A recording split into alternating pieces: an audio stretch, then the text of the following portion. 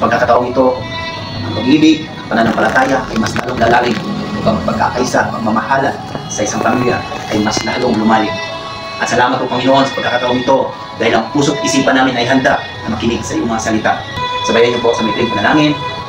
Ama, sa pangalan ni Jesus, Ama, sa pangalan ni muli ako'y nagpapakumbaba, muli ako'y nagpapasalamat nagpapasalamat sa biyaya ng buhay. sa biyaya ng buhay. Hindi ko po alam Hindi ko po alam ang mangyayari sa araw ng bukas, sa araw ng bukas, maging mamaya. Ngunit Nais ko ngayon, nais ko ang aking puso, ang aking puso, isipan, ang aking ay isipan, buo kong inaalay sa iyo. ay buong Salamat sa kapatawaran, salamat sa kapatawaran, salamat sa iyong salita. salamat sa inyong salita. Tunay at totoo Tunay at na kapag kami ay nagpakumbaba, na kapag kami if I nagpakumbaba, confess if I confess with all my heart, with all my heart, you are truly you are truly faithful and just faithful and to just forgive us to forgive us of all our sin of all our and sins every uncleanliness and every uncleanliness sa isipan, sa isipan, sa puso, sa salita, salita, sa gawa. sa gawa. Salamat Panginoong Hesus. Salamat Panginoon Jesus. Dakila ka, Dakila ka, ang iyong pag-ibig, ang iyong pag-ibig, magpakailanman, magpakailanman, ang aking panghawakan. ang aking Sa pangalan pangalan ni Jesus, sa pangalan ni Jesus. natin magsabi ng Amen. Amen.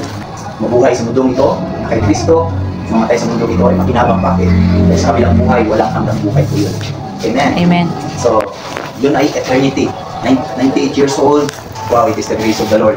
Amen. Amen. Hallelujah. Now, before tayo mag-umpisa, purihin natin ang Panginoon. Pinupuri, sinasamba kita, dakilang Diyos at Panginoon. Tunay nga ang ika'y walang katulad, tunay nga ang ika'y di nababago, mabuti ang Diyos na sa akin ay nagmamahal. Once again, pinupuri, sinasamba kita, dakilang Diyos at Panginoon. Tunay nga ang ika'y walang katulad, tunay nga ang ika'y di nagbabago, mabuti ang Diyos na sa akin ay nagmamahal. For the last time po, pinupuri, sinasamba kita, dakilang Diyos at Panginoon. Tunay nga ang ika'y walang katulad, tunay nga ang ika'y di nagbabago, mabuti ang Diyos na sa akin ay nagmamahal. Mabuti ang Diyos, mabuti ang Diyos na sa akin ay nagmamahal. Thank you, Father God. Tuloy ako, Panginoon, ay buti-buti mo. Walang sapat po, Panginoon, nagawang physical, makakatumba sa kabutihan mo po, Panginoon. Thank you, Father God. I hereby decree and declare to establish this place, this moment, sealed by the precious blood of Jesus. In the name of Jesus. Everybody say Amen. Amen. Amen. And so, let's pray tayo. Hallelujah. Hallelujah. Jesus, Thank you, Jesus. Amen. Pero alam niyo po, nung pagkatapos ng mesa, ng paggawain na yun, ang dami kong natutunan. Dahil yung pinaka-importante natutunan ko. Nagtyaga ako maghintay kung matutunan ko. But what God imparted in me is the virtue of patience. Ang katulad sa panahon natin ngayon, di ba? Pagpupunta tayo sa gawain, anong nangyayari pa? Parang wala na tayong patience. Bakit? Kasi inaalala natin, anong oras na, nagugutom na ako, kunting ano lang siya natin, parang gutom na tayo. But hindi po nagbabago yung salita ng Panginoon. Dahil pag tutuparin natin yung kanyang salita, merong kapalit po yan na blessing. Amen. Sabi po sa Exodus chapter 20 verse 8, remember the Sabbath day and keep it holy. Amen. So when it say keep it holy, whole day po yan. Pero minsan nasa gawain tayo, ilang oras lang? Pag sa Katolik tayo magsamba, 1 hour. Pag sa Born Again Church, 2 hours. Sa akin kasi 2 hours. Pero minsan din natin ibigay yung best natin. Di ba? Akala natin, pag may mga atake yung kaaway sa atin, sa sakit, karamdaman, kahirapan, relationship, produkto po yan ng kulang na sa pagsamba. Kulang na sa pagbabasa ng word. And the truth shall set us free, sabi ng salita ng Panginoon.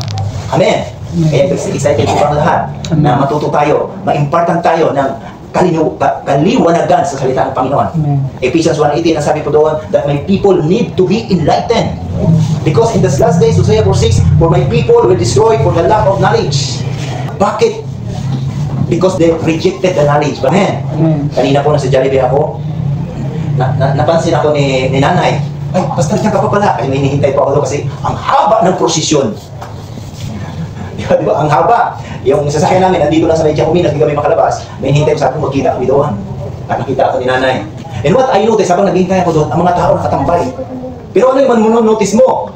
Habang tinitingnan ko yung mga tao, meron sa kabilang side, sa may Chowking, ibig sabihin nito, ang gusto nilang daan, after ng position, papunta doon sa kanan. At yung dito naman sa kabila, sa kaliwa. Ay yung doon naman, diretso. At dito pabalik. So ang bawat tao ngayon, kanya-kanyang destinasyon. Pero alam mo ba yung patutunguhan? Amen. Marami po ngayon, hindi nila alam ang kanilang patutunguhan. Di ba?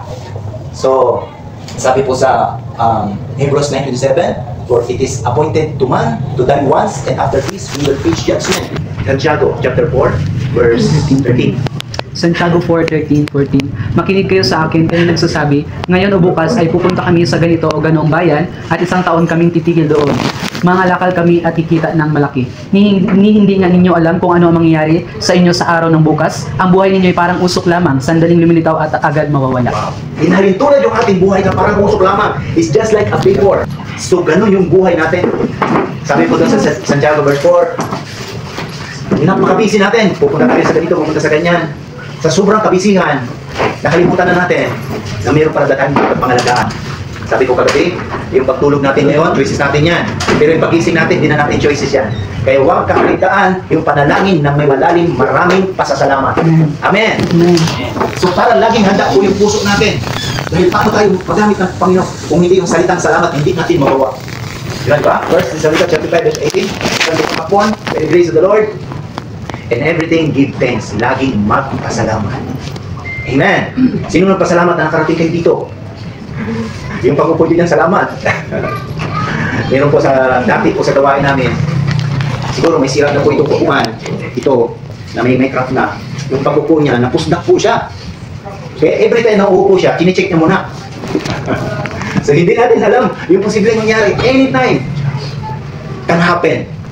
Di ba? Sino ba yung nakakaalam ng patutunguhan natin? Sure na po ba tayo na alam niyo naman, in the Bible, dahil wala naman ang patutunguhan natin. Yung maluwag na daan at makipis na daan.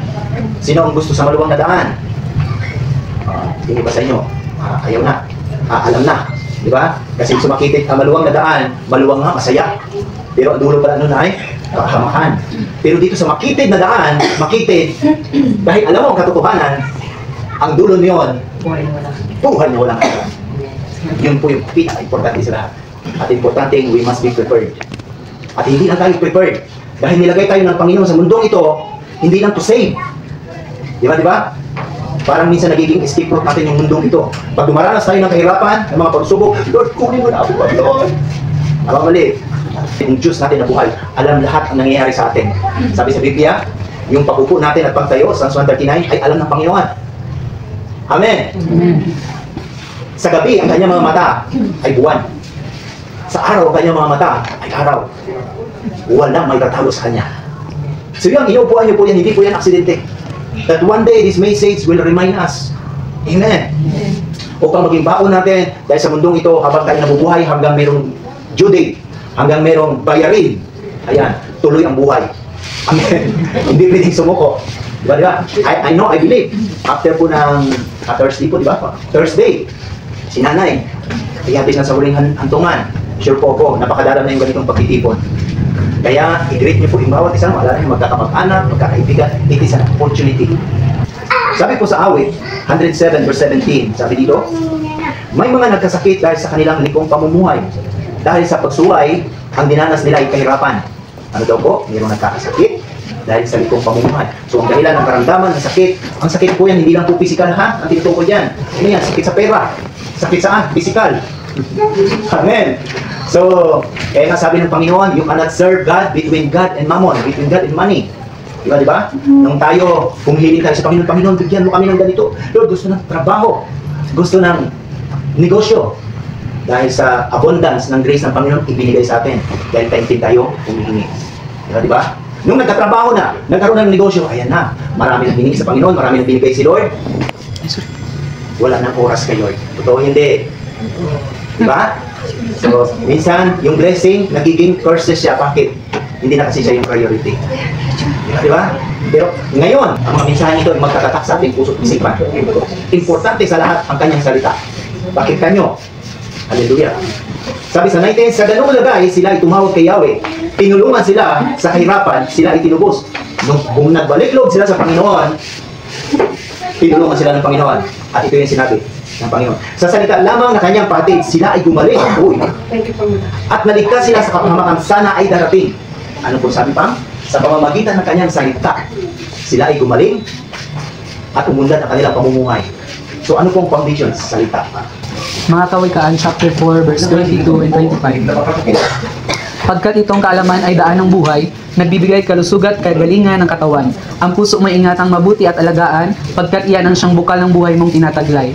Ilayo mo sa iyong bibig ang salitang mahalay, ilayo ang mga labi sa kasinungalingan. Pagkat itong kaalaman ay daan ng buhay. Yun, sabi ko po kanina, Hosea 4:6, to my people will destroy the lack of knowledge. Naging masugid na tagapakinig na ako nung nakaranas po si Pastor ng between life and death situation. Amen. Nalunod po si Pastor. Okay, hindi ko na ikukwento, mga pangkitali, at nabitreated na po ako for 1 month na hindi makatayo. That time, medyo bata-bata pa noon, by the grace of the Lord, ay pa noon, bata pa rin naman. Diba? Sa mga anak na Panginoon, walang tumatanda. But by the grace of the Lord, ang sabi ko, Lord, parang devastated ang ganitong pamumuhay. Ibig sabihin, nakahiga po ako, at yung dahon doon sa bintana, yun ang aking tinitingnan, lumulukang po ako. Sabi ko, Lord, ang hirap po nito, maging parang paralisado ka. Ang gusto ko na nun, mamatay na. Amen. Pero by the grace of the Lord, ang habang po ito, paiikliin ko na lang, by the grace of the Lord, unti-unti, binigyan niya ako ng kalakasan. Hanggang nakatayo ako, supernaturally lahat. Yung umiiyak ako na, nagsasama na yung luha, at saka, sipon. Sino nakaranas yan?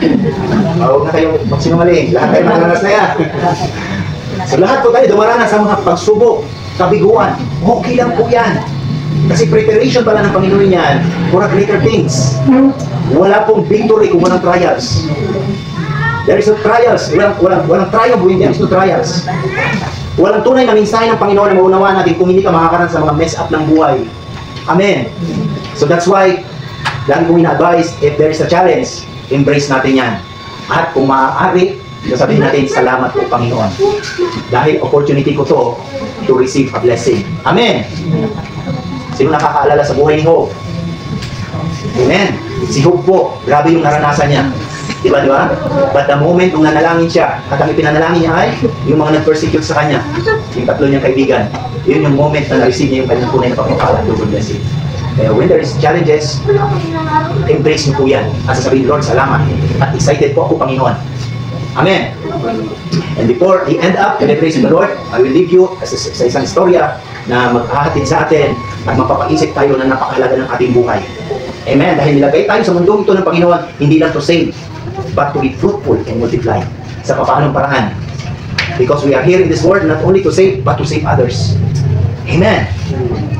Sabi po ng isang anak, sabi niya sa kanyang tatay, Tay, payagan mo ako. Merong party sa aming school. At yung party sa aming school, excited po ako dumalo. Kung po pwede, payagan mo ako. Amen. Dahil naman napakabuti ng kanyang tatay at napakalambing ng kanyang anak, anong nangyari? Pinayagan ng kanyang tatay. Pero sabi ng tatay, meron akong kondisyon. Sige po, payagan mo lang ako, ano yung kondisyon na yan? And then sabi niya, basta before 9 p.m., makauwi ka na. At huwag kang iinom. Okay po tayo, susunod ako. Excited po yung anak. Nung nandun na siya sa party, hindi niya napigilan dahil ng mga barkada, may mga tukso talaga, di ba?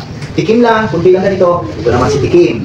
At nag-enjoy siya sa party. May kunting sayawan, may kunting party-party. Alam niyo na yung mga party-party na yan, so hindi napigilan. Pagdating ng alas 6, uy, may 2 hours pa. Mabait naman yung aking tatay.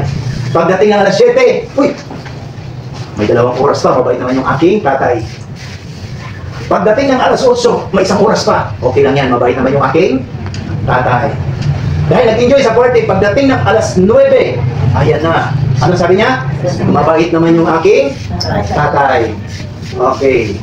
Lumagpas sa curfew hours. Pagdating ng alas 10, okay lang yan. Ano sabi niya? Mabait ang aking tatay. Pagdating ng alas 11, sabi niya, dahil yung kanyang mga kaibigan, mapang-akit, 1 oras pa. Okay na ito, kakayanin pa. Mabait naman yung aking tatay. Hindi niya naman kaya, mag-alas 12 na. Nung pagdating ng alas 12 ngayon, nagmamadali na siyang umuwi. Amen. Nakalimutan ko sabihin, isa pala sa kanilang kondisyon, pag hindi siya dumating sa tamang oras, doon siya matutulog sa labas. Dahil alam na kanyang tatay, yung batang iyon, takot sa madilim. Pagdating niya doon, madilim yung bahay, sarado ang pintuan. Sabi niya, hindi niya na nasabi na mabuti ang kanyang tatay.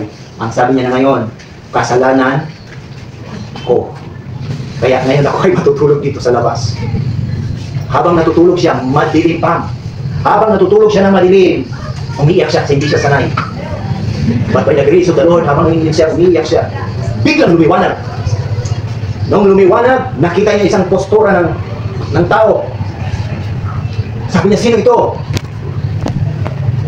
Sabi niya, ako ang iyong ama. Okay. Umiiyak po siya pa. Habang umiiyak siya, papalapit yung kanyang tatay. Sabi niya, tay, sorry po, hindi kita nasunod. Nandito ako ngayon matutulog. Ano niyo ba sabi ng tatay? And this is the great things.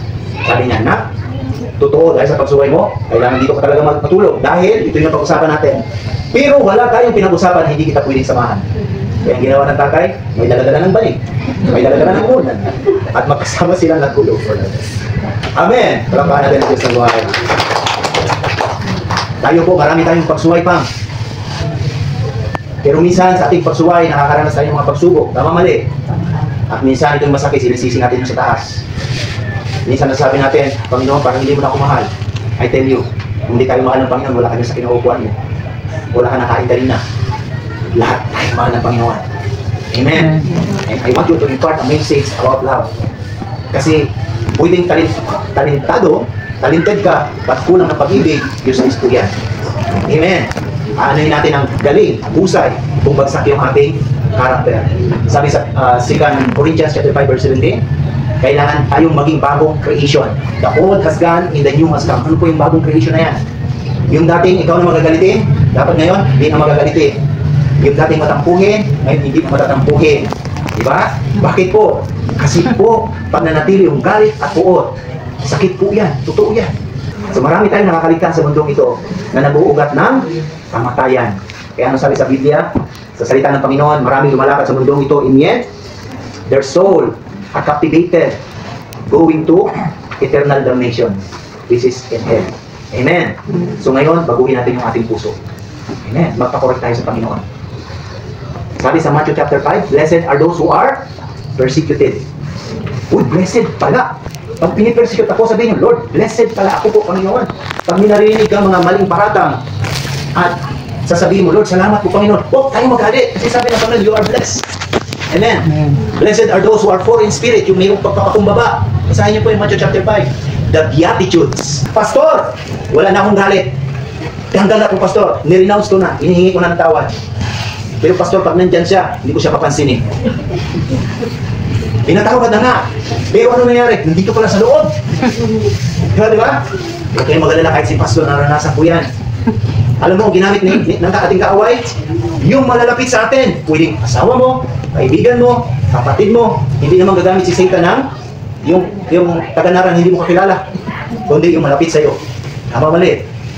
Pero sabi sa Ephesians chapter 6, we do not fight against flesh and blood, but against the spirit, principalities. So kaya ngayon mayroong division sa isang pamilya. Bakit? It is because akala natin yung pamilya yung kaaway natin. Bakit mayroong division sa isang simbahan? Akala natin yung kapwa simbahan yung kaaway natin. No, mali. There's a spirit behind. That's why the works of the enemy must expose. Amen. Pagkat itong kalaman ay daan ng buhay at kagalingan. Yun lang pala, Pag mayroong sakit, mayroong kagalingan sa pamamagitan ng kanyang salita. Amen. Kailangan lang natin ma-enlighten. Pastor, paano ba ako ma-enlighten? Sabi sa Proverbs, kailangan natin yung tinatawag na connection. Amen. As iron sharpens iron. So one man sharpen one another. So bawat isa sa atin, meron tayong matututunan. Amen. Tapakan natin ulit sa mga. Simula ngayon, laging masalamat. Amen. In everything, give thanks. Masalamat. Salamat. Pangalawang principle, magpatawad. Merong isang family namin, pag pinag-pray ko siya, lumalakas, pero bumabalik po yung sakit. Bakit po? Meron palang unforgiveness. Alam niyo po yung cancer pa? Ang pinaka-root cause niyan, unforgiveness. If there is unforgiveness, mahirap po yan. But if you release, sabi po sa Proverbs, ang masayahing puso, higit pa sa ano? Puri ng gamot. Uri ng gamot. Basahin yung verse na yan. Hanapin yan. Ang masayahing puso, higit pa sa anumang gamot. Higit pa yan sa Dicolgin. Higit pa yan sa UGC. Higit pa yan sa cancer na yun? Chemo. Chemo. Ang masayahing puso. Amen. So dapat tayo ngayon manatili kasayahan natin sa ating puso. I invite you to stand in the presence of the Lord.